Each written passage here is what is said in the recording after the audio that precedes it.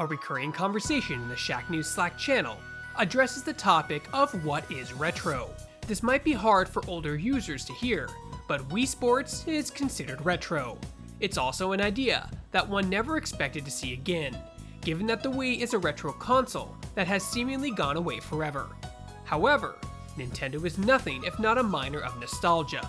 With that said, Nintendo Switch Sports is here to tap into the spirit of the old Wii generation, and, for the most part, it does the job well.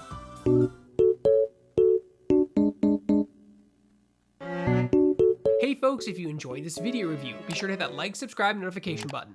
It's 3 small clicks for you, but means the world to us. Let's get started. Nintendo Switch Sports is presented as a total throwback to a bygone era. It even starts out with vintage warning screens, advising players to have their Joy-Con wrist straps tied, and make sure there's plenty of space in front of the television. It quickly becomes clear that Nintendo is approaching this as a spiritual successor to Wii Sports, and that extends to the full section of minigames. Of course, a lot has changed in the 15 years since Wii Sports first saw the light of day. First of all, there's no sensor bar on the Nintendo Switch, so every game will either use the Joy-Con's analog sticks, or automated movements. While that takes away from the exercise element slightly, it does lead to greater accuracy across many of the game's sports.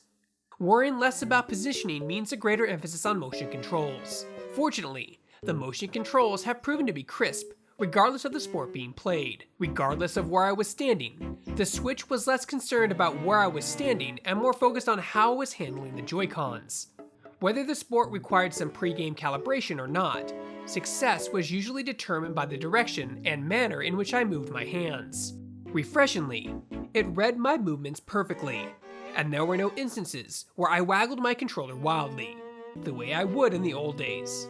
There are 6 core minigames in Nintendo Switch Sports: volleyball, badminton, tennis, soccer, chambara, and bowling. Some of these games have a few variants, such as bowling's multiple settings, and soccer featuring a shootout mode. After playing through all of them, there are more hits than misses. Though one game really has more staying power than anything else, and that's bowling.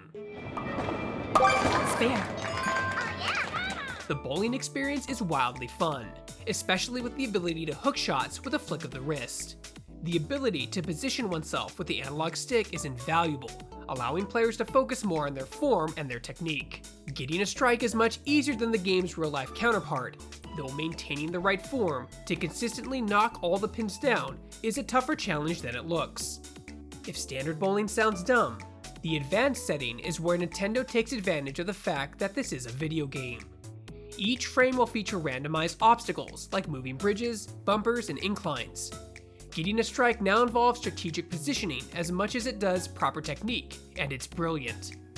It's one thing to have a few drinks with friends and bowl a standard game, but toss these obstacles into the mix and the night picks up fast. The same cannot be said for soccer.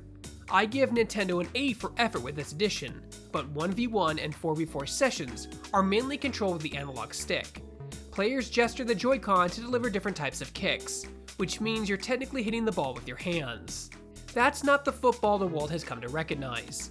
However, Shootout might be more in line with the beautiful game as everyone knows it. This is where players catch balls coming from the corner and must aim it at the net.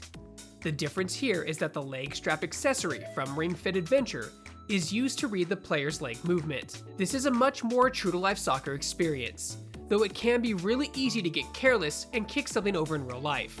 Watch your surroundings. Tennis and badminton are mostly redundant, but have a few subtle differences. Mainly, badminton is a 1v1 game, while tennis focuses more on doubles. Again, without a sensor bar, movement is done automatically, and the game focuses more on gesturing with the Joy-Con. That actually felt somewhat disorienting to me, since real-life versions of the games are so cardio-focused. If nothing else, I got to work on my technique, but something felt off about badminton and tennis. By that logic, I should have the same complaints about volleyball, since that also doesn't utilize footwork. However, I came to enjoy volleyball, simply because it started to feel more like a puzzle. This activity measures the player's Joy-Con movements to register bumps, sets, spikes, and blocks. Depending on what the opponent does, players need to register the Joy-Con movement that gives them the best chance to win, whether it's setting up for a teammate or jumping up to block an incoming spike. Volleyball can be surprisingly intense and prove to be the favorite by the end. Speaking of reading opposition movements, Chimbara rounds things out, and this is a blast. This is basically battling with swords atop an elevated platform.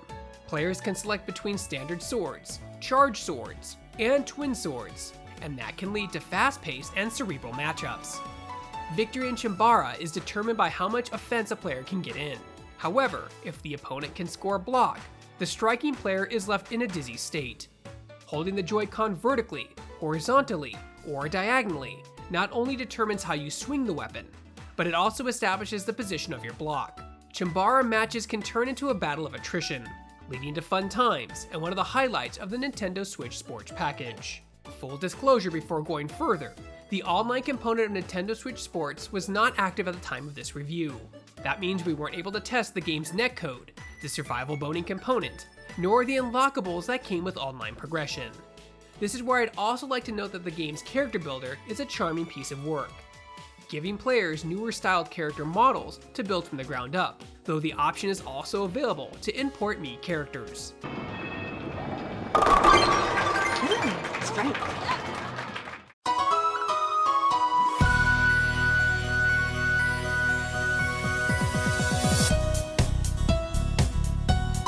As an offline package, Nintendo Switch Sports is a hoot for bowling and Chimbara alone.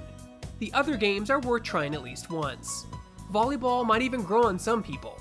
Unfortunately, badminton, tennis, and soccer lost steam with me after a while, but half of a package that I'll return to again and again is certainly nothing to sneeze at.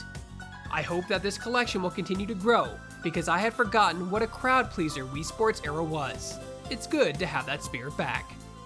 Hey folks, if you enjoyed this video review, be sure to hit that like, subscribe, and notification button. It's 3 small clicks for you, but means the world to us. For more video reviews and everything else gaming related, you're already in the right place. You're on Shacknews.com.